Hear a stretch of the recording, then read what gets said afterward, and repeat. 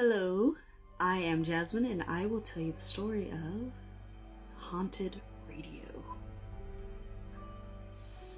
It was a bright sunny day and my three sisters Kim, Pat, and Adrian wanted to go to a park in the center of our apartment complex. Usually the eldest bossy sister, Kim, would force everyone outside, but I feigned illness. I refused to go out in the heat.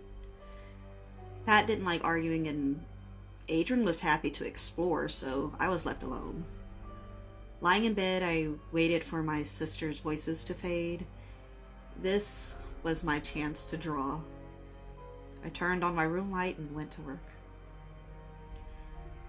Time passed, and the silence became loud. It's funny how silence can fill the air. I wondered when my sisters would come home, but I did my best to ignore the emptiness of the house. I went to draw again when I heard an ear-piercing sound. A jumble of words and static filled the house. I couldn't hear myself scream. I jumped up to go find the noise, but stopped at the door. Everything outside of my room was dark.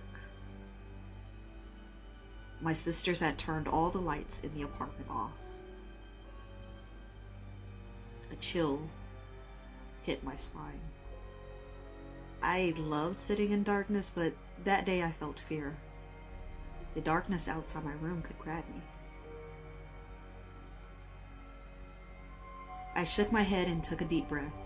That sound must go. I followed the sound to Kim's room. It was my family's radio. I quickly turned the radio off and let out a huge sigh. As I left the room, the house was filled with noise again.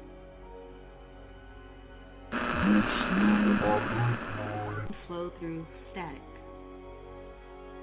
I rushed back to the room and turned on the light. I reached to unplug the radio only to notice it was already unplugged. The radio doesn't use batteries. So how is the radio on?